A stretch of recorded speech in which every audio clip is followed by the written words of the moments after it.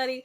Welcome back to Pop, Power of Play, a series that we're doing for the month of May for mental health awareness. Today, I'm super excited because I have Matt here, as always. Hey, Matt. Nice way to swing that back around. I 100% thought you were going to just truck right through that. Hi, everyone.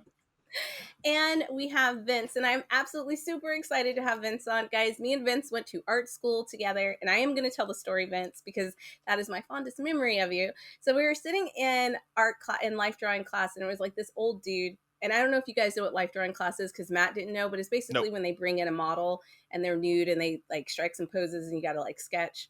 So some old guy was... I feel bad. Some gentleman came in to our class and he was posing for us and he was nude and he was sitting on a stool and I was sitting beside Vince and I was terrible at life drawing. So like, I'm like looking at Vince and like his skills or whatever. And then at some point I look over and he's drawing the dude taking a shit on a toilet. And listen, that was the best picture I'd ever seen at that point. Like the proportions, the expression on the dude's face, it was amazing. So that is my fondest memory of Vince. And that's when I was like, damn, he's such a good artist. Like, I'll never be able to draw a toilet like that. But that was drawn from memory nonetheless. The toilet, not the naked guy. The toilet. Well, it's fine. It's whatever.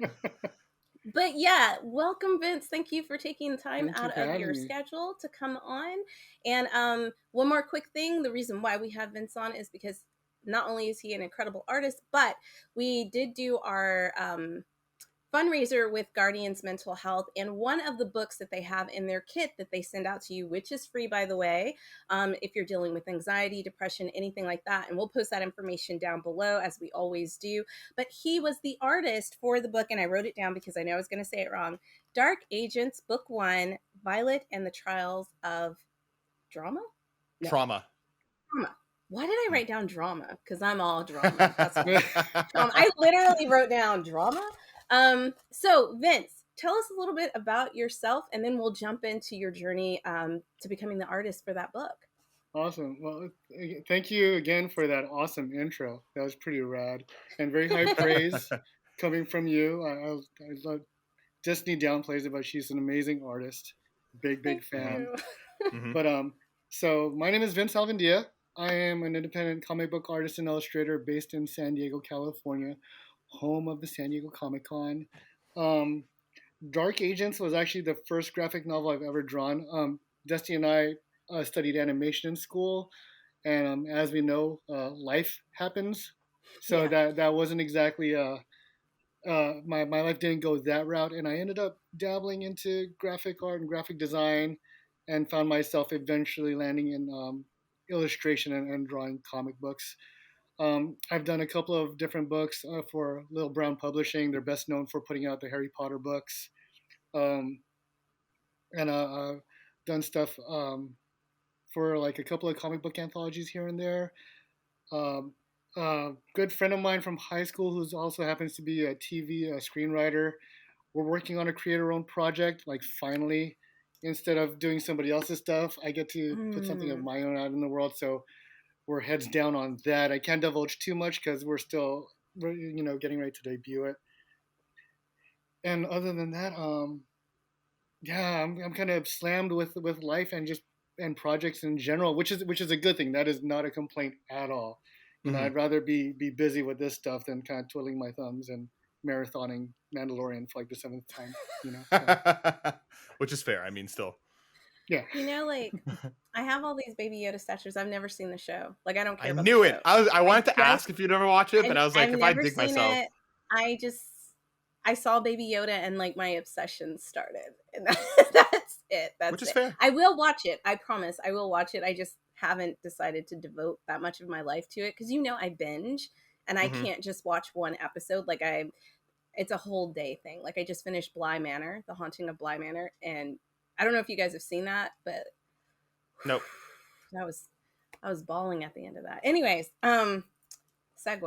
I just want to say this is my first time hearing that you're working on your own project. And I think that that's like kind of like working on your dreams, like a dream come true, because as any artist, you want to work on your own stuff. You want to put your own stuff out there. So congratulations on that. That's incredible. Thank Because you. I get it. Like being a cog in the wheel for somebody else's dream is just not it. I know some people are okay with it, but like I'm the same way, which is I think that's why I started the Putting in Flan webcomic, because I wanted to create my own stuff with my own friends and like, you know.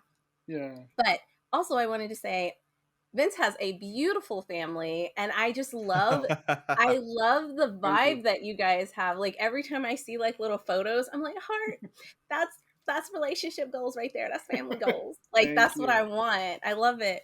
But jumping right into the book itself, like how did you get approached by that? Like was it something that like you ever thought about doing, like working with like the mental health community, that's what I meant to say, the mental Yeah. health community, because it's a I think it's something that's really growing now. Like people didn't really talk about mental health, and I don't know if it's the same for you, but I know like if I had a bad day, like and within the Black community, it was kind of like just like brush it off your shoulders, it'll be fine. Like we didn't talk about seeking help or anything like that. So how did that affect you going into that project? Oh man, there's so much in there I can speak to. First of all, thank you. My family and I very much have fun. Um, not to be mean, maybe to be a little bit mean, but I did learn a lot from my first relationship about. I mean, it kind of addresses a whole. I learned self care before self care became like a buzz thing, and through Right. that, Hmm. I kind of attribute a lot of that to the success of the relationship I'm in now, as well as I found like a great partner. She's my best friend, and I try to be the parent. Not that my parents were bad, but I tried to be the parent that I wish my parents could be more of when I was growing up. Hmm. But if they were doing their best, of course, but I'm trying to be that dad, the dad that I wanted to be there. I'm not saying that my father wasn't a good father or anything. He just wasn't present because of the nature of his job. He was in the Navy and constantly deployed, and I was kind of lacking a father figure. And my poor mother had to take care of my, shenanigans. Plus, my younger brother's autistic. So, I mean, I'm lucky the woman still speaks to me.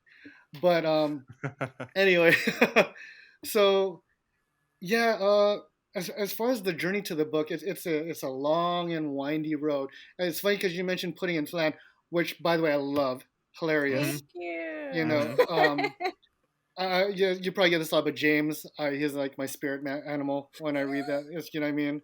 I love James so much. He's hilarious. Like, man, he speaks to me. Like I feel like, okay, That's is there a just camera in him my too. house? Yeah. Huh? What's that? Yeah. That's just him. That's just who God, James I love it. is. I love it. But before I fell into this, I tried. I really wanted to get into a webcomic. I was part of like a social community where I found Penny Arcade, the webcomic Penny Arcade. Yes. Big fan of Hmm. Penny Arcade. Big fan of what they've done, and just watching the evolution of how they write and the art is amazing. And of and since I was a kid, I always loved newspaper strips. Garfield, Calvin and Hobbes, Peanuts, Yeah. all that. I love that Hmm. stuff, and I love that it was kind of a short format, so I wouldn't be on the hook to draw like pages and pages. But as you know, like looking for syndication, just putting together like a book of work to present to newspapers to see if you get Hmm. picked up is kind of daunting. So when the internet became a platform for that, I was like, I want to try that, and I put out a comic, super defunct now. I think I have like there are probably like 3 or 4 strips that I saved that I called Taco Salad, and it I was remember inspired taco by salad.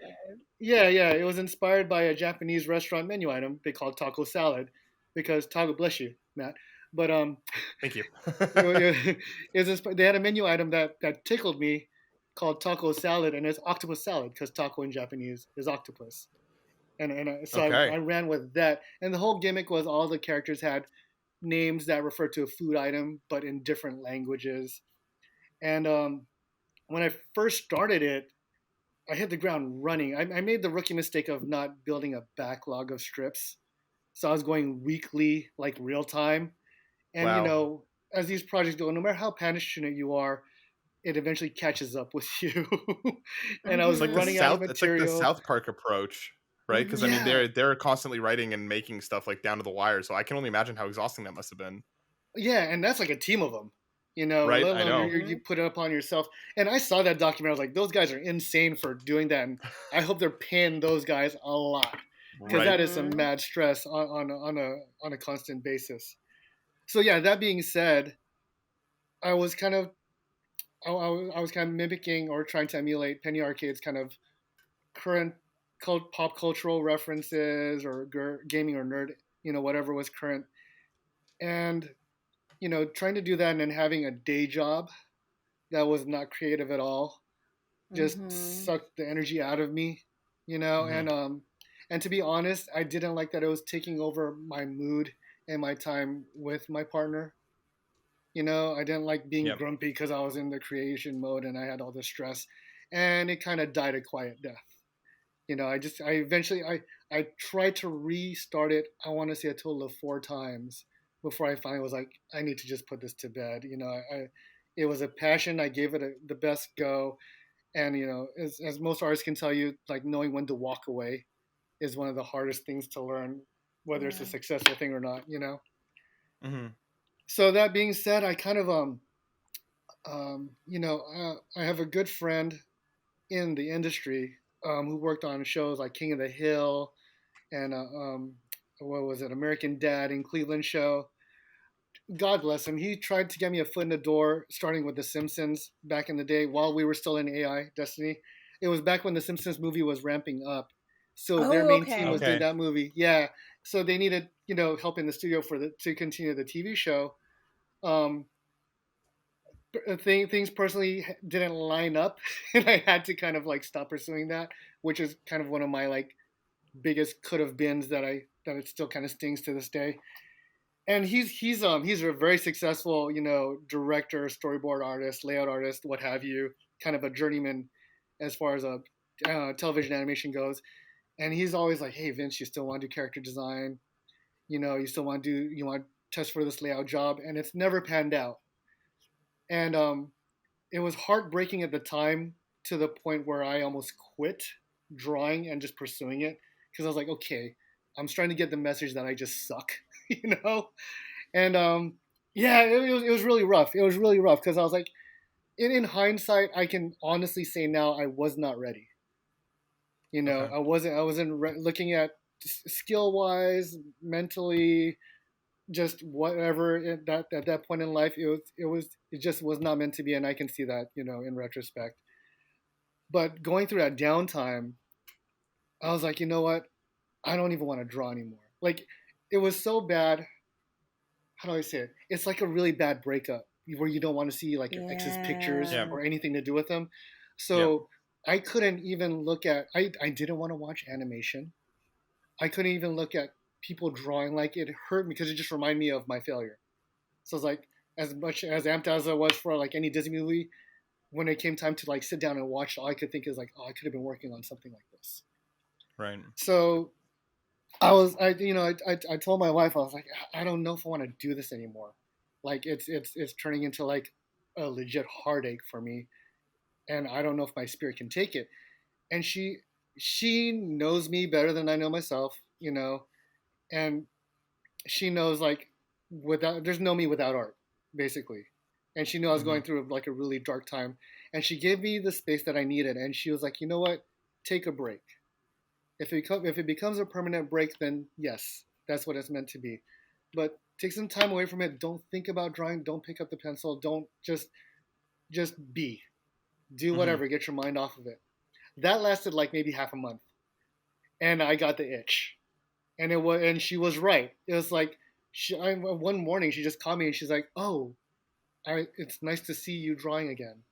And that was it. It wasn't like, "Oh my God, get back on the horse." Yeah. Yeah. Yeah. I love her for giving me the space to find it on my own. She knew me enough to give me that. It sounds like you were going through some like pretty significant burnout as well, right? Like, I mean, like, Oh, given the fact that I mean, like, because sometimes you hit that point where it's just like the joy is just gone because you're so overworked. There's so much going on. So I'm glad that that space kind of helped you recover from it, right? It helped you kind of bounce back a little bit because sometimes that's exactly what you need in that situation, right? yeah, I Mhm. don't think people give themselves enough of that because everything's Mm-hmm. so go go go. You know what I Yep. mean? And Right. this will segue right into. I'm sure we'll get into quarantine, how it affected me and everybody, or but yeah, absolutely. I was so burnt out on it, and like I smile and Destiny, again, thank you for all the kudos and compliments. I joke and I smile. I've learned to say thank you and accept those things. I have like some of the worst imposter syndrome you could have. Boy, Yeah. who you Yeah, telling? Yeah. exactly, exactly. You Yeah. could tell me to Hmm. my face, you could love my stuff, you could be buying my prints, and I'm in the back of my head like, oh, you're buying my artwork because you're being nice. Yep. And Yeah, as no, I I feel you. get that. Which is Hmm. yeah, why I don't plug Pudding and Flan as much as I probably should. And I know we have like a lot of fans. I'm always you should. surprised. Yeah, I'm always Yeah, surprised when people are like, "Oh my god, I love your comic." And I'm like, "Really?" yeah, you know? Like, but no, I get that. I get that. And then hearing no a lot. I don't know if people yeah, realize that like when you're an artist and you're first coming out, like there's only like a few people who make it right out of school, right? A majority of those people, and that's kind of like why I was really angry and why I was saying like school really didn't set us up for the reality of what was going to happen when we yeah. graduated, because they all like, oh yeah, you can do this, you can do this, you're great. Da-da-da-da. There's so many jobs in the industry. Yeah, just apply. You can do anything you want. And then you get out there and you realize there are certain people looking for a particular style, and it may not be that you're not good. It's just not the style that they want, or Hmm. they'll hire you and ask you to draw something that's not even close to in your realm, and because you want the job, like you want to be validated, you try, and then Hmm. you fail the test because it's not Yeah. what you do, that's not what you're good at. So I get that. I when I went back to get my master's in 2009. Oh, not sorry, in 2005, and then I graduated in 2009. That's when like shit hit the fan for our industry, and like places were closing, and like you couldn't get a job to save your life. And I got to that point too where it was just like, fuck it, I need money to pay bills. I cannot focus on my passion because my passion is not going to feed me, right? So Hmm. I, Yeah. and you have a family, so i Yeah. i can only imagine the stress that you were putting on yourself, because we want to be creative, we're creative people, but Hmm. it doesn't always pan out the way that we want it to. So yeah, I Yeah. totally understand that. No, and it's funny. It's funny you say that because what I found out through, not even well, actually even in the comic industry, because I just met a writer that was in the same boat. But when I was easing my way back into the art game, part of it was like I've always wanted to do stuff to see my stuff in a gallery, you know. So I went to like a Facebook, I forget what they're called, like a Facebook meetup, and it was just a random like meet and greet networking thing, and kind of finagled my way into two group art shows. And it's funny because what I found out through that world and meeting other artists that you know whether through the galleries or even at events like Comic Con or comic conventions, and these are people that I consider like, holy cow, you're like a pro. Like you have like a Yeah. million followers on social media. You're being shown at like Giant Robot Gallery in Sawtell and all that. And I come to find out it's like I forget her name, but like one person I met, one artist I met who's amazing, and I'm thinking like, oh yeah, this is how she floats, her mortgage and everything. It was part time for her. I Yeah. mean, she's a legit Wow. artist, but she was like a legal secretary by day. And speaking to other fellow artists doing like designer con, going through designer con networking, a lot of people that I thought were amazing, I'm like, oh, you're so amazing, this is all you do, have quote unquote day jobs. Yeah. And it was kind of validating because I felt like a fraud because this wasn't my full time job. Wasn't my bread and butter, so to speak. It Hmm. was it was a nice supplement, but I still needed like a real paying job to take care of my family. So that was kind of eye opening for me and made me feel better about my situation. And that imposter syndrome eased a little bit more. And there's this Mm. funny thing that a patron said to me um, after she bought a piece of my artwork. It was a Star Wars themed painting. And it was funny because the discussion of the whole imposter, like, oh, this is good enough. And I was thanking her for being supportive of my artwork. And I was telling her, like, yeah, I still have that, you know, feeling that people are just being polite when they say they like my stuff or when they buy my stuff.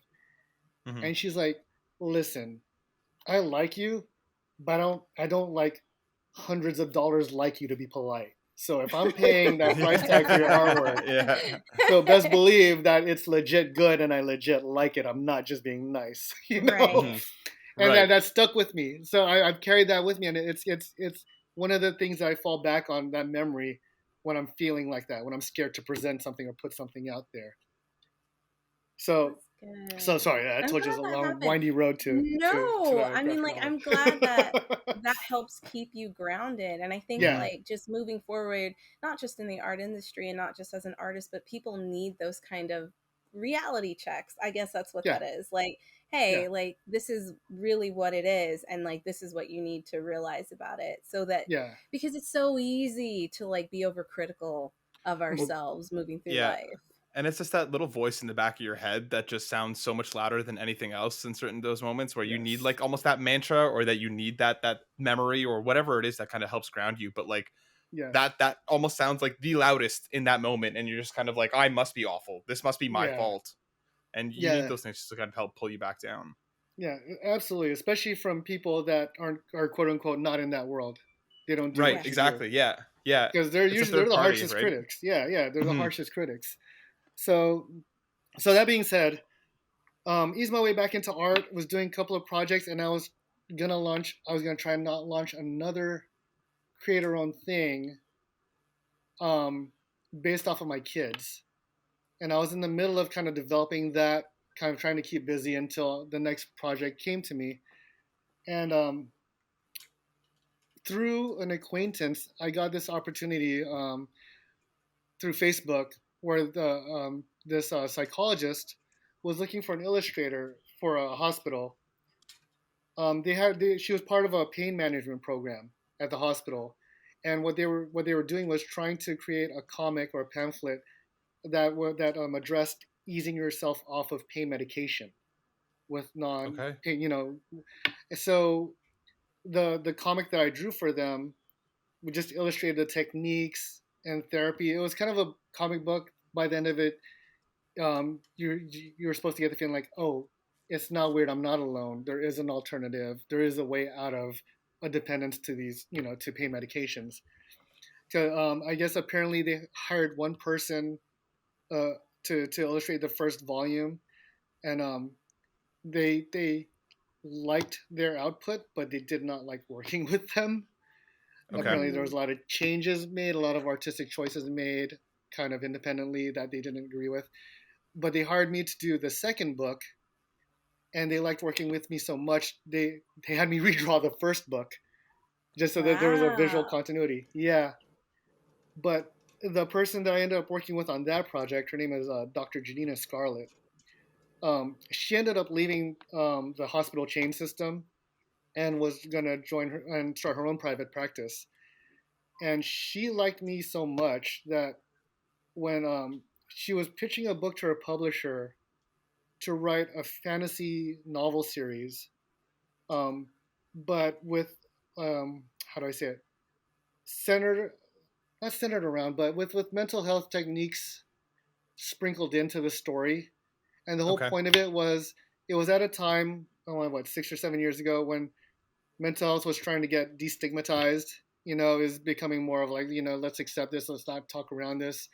Um, and what she wanted to do was put it in a pop culture slash nerd slash fantasy context to make it a little bit more digestible, to the Hmm. general public. And she's a big Harry Potter fan, and it is a very great, is an excellent fantasy story. And her publisher at the time, or her editor at the time, was looking at the book and was like, "This is cool, but and I loved fantasy elements, and this and that. How would you feel about turning this into a comic book?" And she's like, "I'm all for it." And as the story goes, I was one of the first choices in her brain, to draw this comic, because she had such a good has such a good experience with me. And then it was between myself and four artists. When I did the face to face interview for the book, it was during Comic Con. I want to see, it was like 2018 or 2017, but it was during San Diego Comic Con, and it Hmm. happened to be the year that my daughter and I decided, for the first time ever, I cosplayed at Comic Con.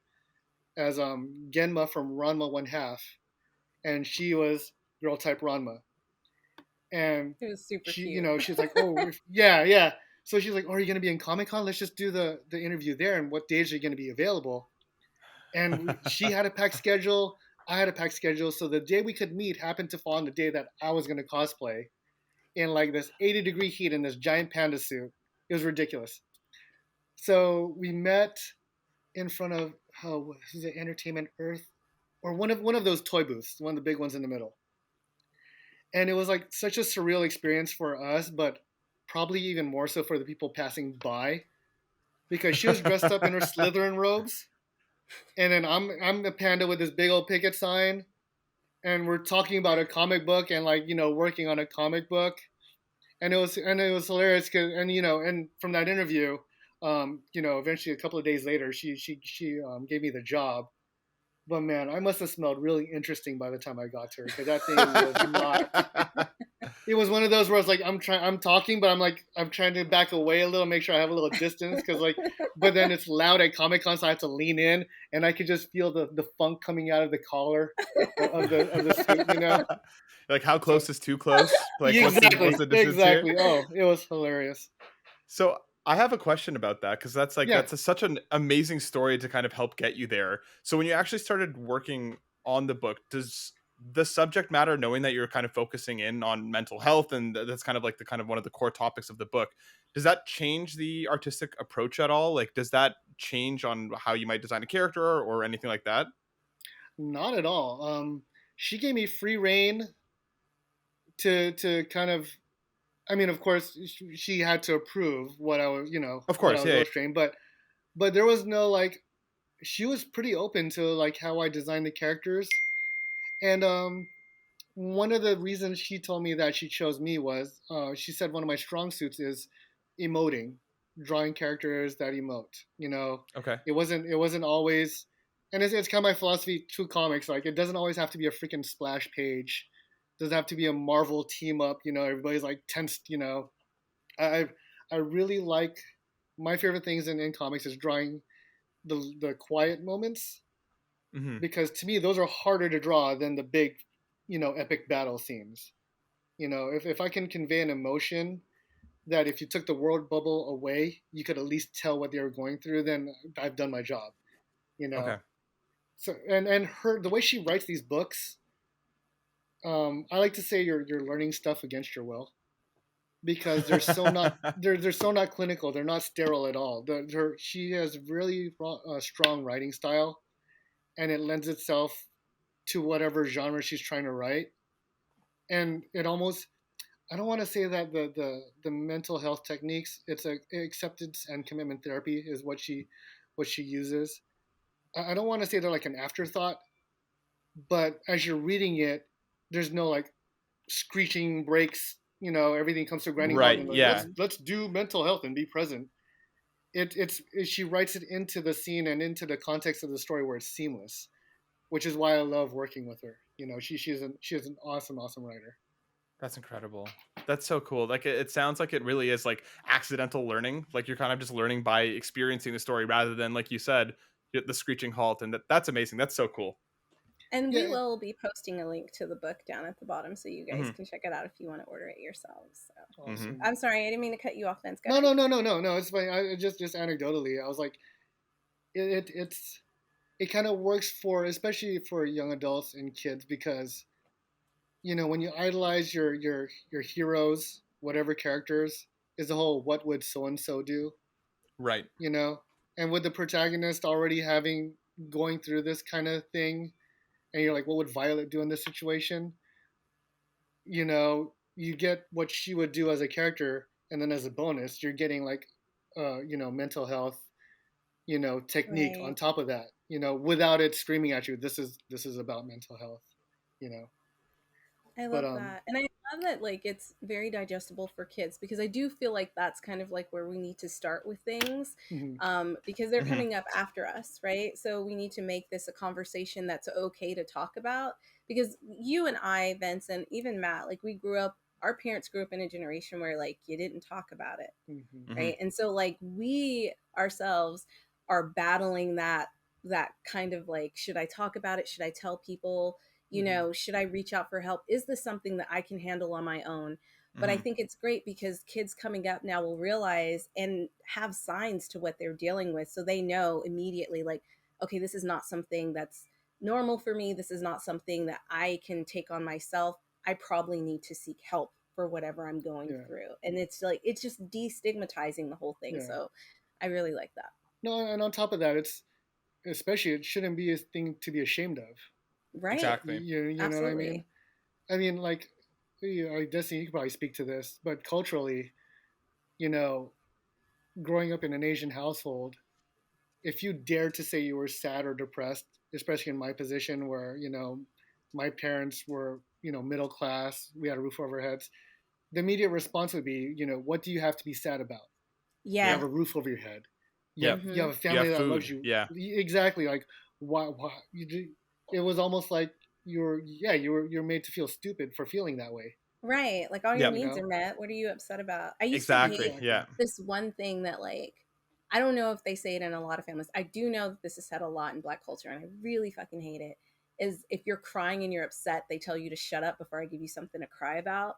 Yeah. I don't know if you guys have ever heard, but I, looking back on that, that was another way of, like, a toxic way of being like, stop feeling the way you feel. I don't want to Hmm. deal with the way that you're feeling right now, even though as an adult, I'm crying, I'm upset, Hmm. Hmm. right? So Yeah. like, I definitely understand that, like, being like, why are you? I used to say like I have a headache, and my dad would get like upset, and he's like, what do you have a headache for? I'm like, Yeah. I don't know. My head hurts. Like, Yeah. What what do do you you want want me to me to do tell about it? you? Yeah. Yeah, like, Yeah. but And it's a go ahead, Matt. no, it was always like the, oh, like the physical pain is easy to see. You have a cut, you have a splinter. It's like, okay, Mm. this is the reason. It's like if there was no like physical way of looking at it, it was just like go lie down or go do something else. Go outside. It was Go like it wasn't outside. Oh yeah, my go god, I hate outside. that. Go You know outside. what I mean? Like, It the wasn't sun's not like gonna help you. yeah, there's no reason for why you're feeling that way. So Right. it must not be important. So Yeah. And sometimes I wonder if our parents realize that how they lived their lives and how they presented themselves to us, if they realize that that was part of that condition, like what we may have been going through is part of like the family dynamic, what's happening at school, and then a Hmm. part of me is like they didn't know how to deal with it because they hadn't dealt with their own yep. mental issues. And that is something that I have learned through our series, is that it's not necessarily because they want to do it. Part of it is because they don't have the tools. They never dealt with what was going on with them themselves. And so then it Hmm. just bleeds over. And I think that's Hmm. something really important that people need to take away, because I know it's very easy to blame people in the past and to blame your parents for whatever they're doing, but like also realizing that like it's a trickle down effect. So Yes. there's Hmm. always a reason for why they did what they did, and if you can recognize that and like be at peace with that, then you can start healing yourself. And I just want to like throw that out there Hmm. because I know I've had a lot of like family issues and trauma, and it's okay if it still affects you a little bit. Like, there's Yep. nothing wrong with that. This is not me saying you need to get over it. This is just me saying, like, recognize it and then try to find a way to get past it. Um, don't let it ruin your life, because I would hate for that to be something that's just like on you all the time, right? Well, it's even like, I mean, Vince kind of mentioned it earlier, right? But like, we all, I'm sure love our families, love our parents, and they did the best that they could given the situations that they were in. But it's always Right. like the expectation of like they dealt with it in a way that they were dealt with. You know what I mean? Whatever came from their parents and their parents before. And now, I mean, again, I love my parents. I'm very grateful for everything that they've done for me. But it's like I want to be better than they were, and that's not a Right. knock against them, that's not a knock, because like I think that's kind of always the expectation, right? You'd always want your kids to be better than the way you were, right? So all you Yeah. can do is just try, I think that's the right? same for our parents before us. I know, And that's what like, I mean. for, Yeah. yeah, especially for, I don't necessarily know how it is for like white communities, but I know for black communities and Asian communities, the first thought is to make sure you provide for your kid, food on the table, and then give them a Hmm. way to get that education so that they don't have to struggle as much as you had to struggle Hmm. in the past. I also want to say that, like, coming from a place where if you did show any kind of mental illness, you were sent to an asylum, there's still some PTSD and like a lot of fear around talking about that, you know? So I love that this book was created. I love that like children are able to read it and it's not so in your face about mental illness, but that they're seeing how Violet is dealing with situations and good ways, positive ways, that it's like giving her tools to manage whatever she's going through. So I think that's absolutely amazing and relatable. And I feel like I should definitely pick up this book because I haven't yet. But then again, I Likewise. haven't watched The Mandalorian yet. So guys, don't come for me.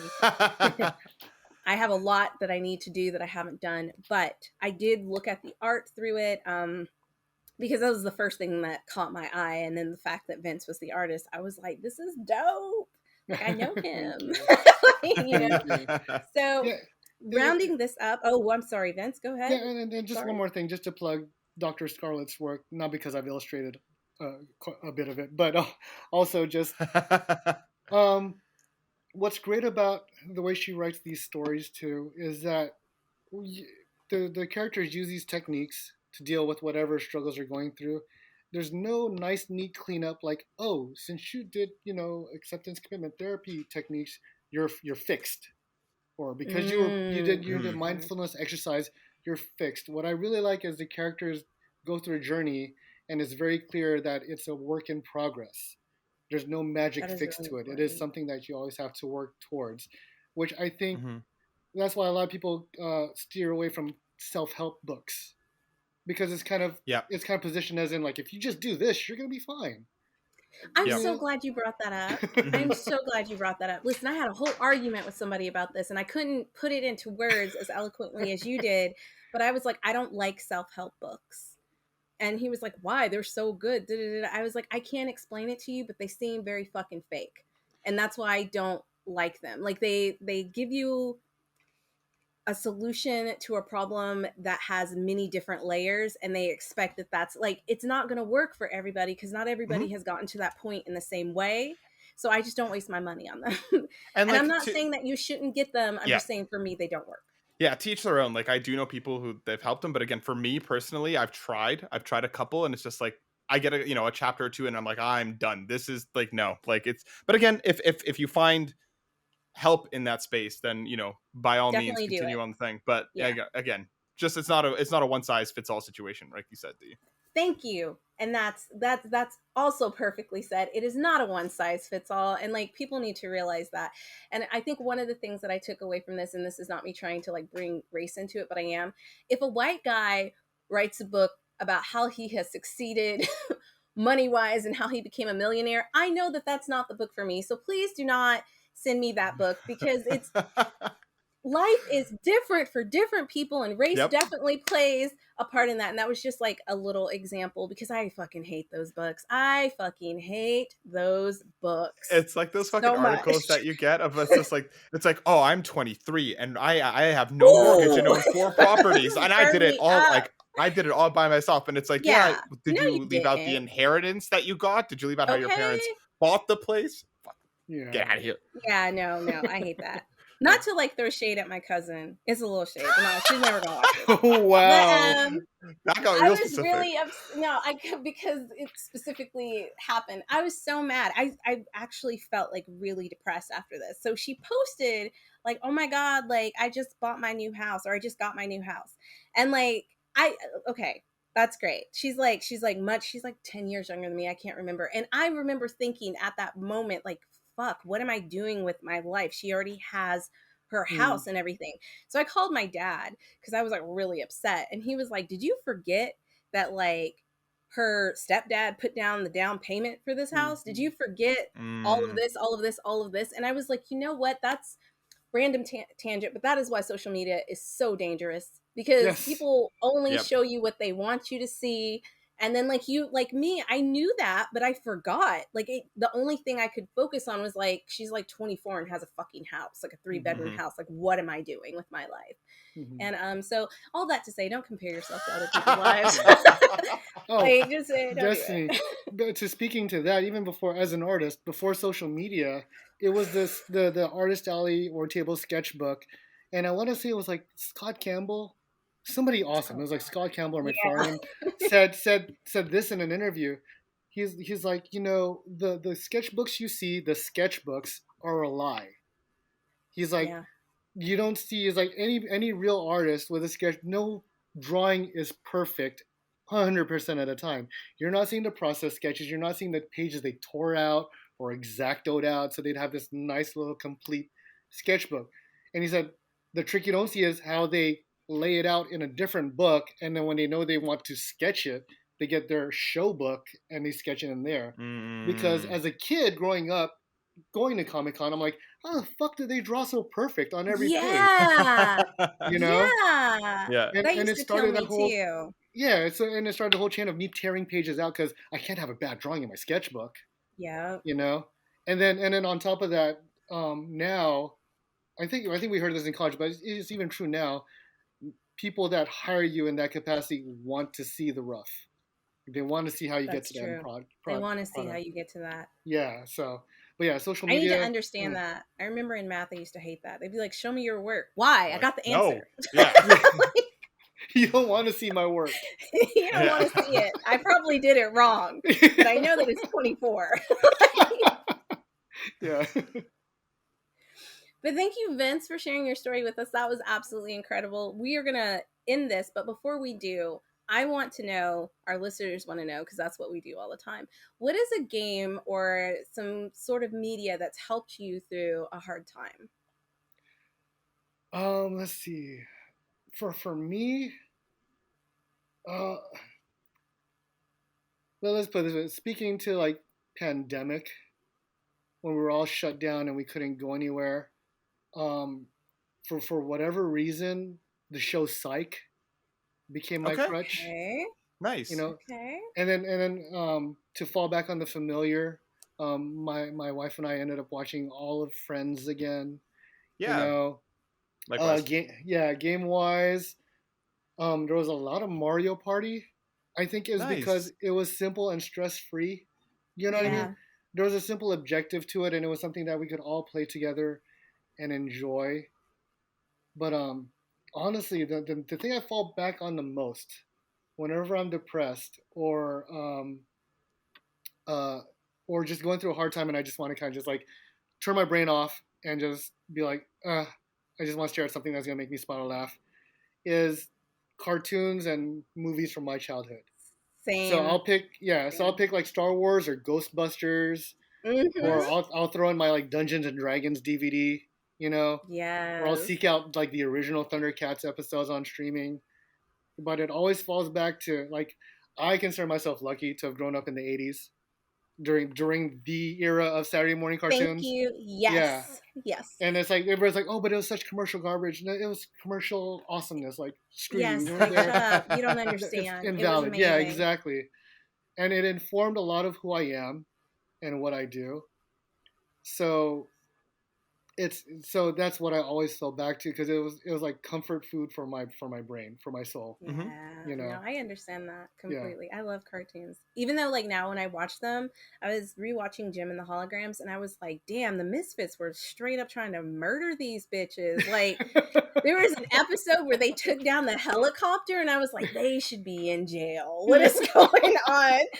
And like Jim's all like, "Oh, those misfits." I was like, "Bitch, you need to press charges." Like, like, no, I get that, and I think a lot of people say you're so like young at heart, and I think it's because I grew up like that. And I grew up loving cartoons, and I still love cartoons. Like that's just who I am at my core. So whenever I'm Mm-hmm. trying to date people randomly, they're like, "Oh, like what do you watch?" And I'm like, SpongeBob and Hey Yeah. Arnold, and they're ready for like some deep stuff, and I'm like, what, you don't like Hey Arnold, you don't like SpongeBob? And I'm only bringing up Hey Arnold because Matt loves Recess, and I still say that's garbage, but anyways. Dang. Knowing that, I like Recess too. I thought Recess was Thank you. great. Yeah. I No. especially love that the kindergartners were the savages. Of That's what Oh I'm yeah, saying. that Yeah. was cute, that was cute, Listen, that was D cute. D keeps bringing this back in some sort of effort to validate I her opinion, and I literally, accept this is that. the And I first accept that. time, I wait, accept that. this D, is the it's first okay. time I've ever Anyways, brought it let's move back. on. Wow. Let's just move on. I understand your need to validate your opinion, and I accept that. I respect who I you already are. had Aaron validate my opinion and Darren. I don't need to validate it. Okay. Who? You kind of need to. Who? Wow. Anyways, Vince, thank you so much for coming on. And really quickly, before we end this podcast, if you could throw out your socials so our listeners can follow you and support you. Awesome. Yes. So on social media, I'm Egg Drop Ramen at Egg Drop Ramen. It's spelled exactly how it sounds. I had an old handle that I got sick of spelling and explaining, so I changed it to something that's better. But you can find me on Twitter. Not as much, but definitely on Instagram. I'm strictly because it's more visual, and that's where you'll see a lot of what I'm working on, even though I haven't posted in a while. If you want to see some of my works and links to my works, just go to eggdropramen.studio, and that's my website, and you can hit me up from there too. Nice. Thank you, Vince. I know I've said that like a million times. So I'm so excited. Guys, we have not talked in forever. We always talk like in passing, but I think the last time we had a physical conversation, we were still in school, and We that were was still in school. a long time ago. Yeah. So Hey, look, I had hair back then, so you did. I love the shock on your face. That was awesome. That was worth the whole thing. I didn't even think about it. I didn't think about it. But yeah, no, I'm really like I really appreciate you coming on and sharing your journey with us. And Thank guys, you for having me. go follow him. Go Mhm. check out his stuff. He's absolutely incredible. And go check out that book. Even if you don't want to read it, it sounds like it would be an amazing book for a young reader. Mhm. Especially if you know someone who's dealing with any of these issues, because I know it's kind of hard to talk to someone who's younger because they can't always express what they're going through. So definitely pick up the book. We'll put it down below. And yeah, I think that's it. Matt, did you want to say anything? No, it was a pleasure to meet you, Vince. Thank you for coming on, and I hope you join Likewise. us again Thank in the you. future. Thank Yeah, you. you're Appreciate part of you. the family now. You can always come Mhm. on. So when you Oh. do get this project off the ground, please come on so we can like support you and like tell everybody about it. Absolutely. I will take you up on that. Thank you. Awesome. All right, guys. So this has been another episode in our pop series. I think we have two more, and I hope you stay with us. I hope you continue to support us. We absolutely love and adore you, and we will catch you on the next episode. Bye. Deuces. Recess is better than Hey Arnold.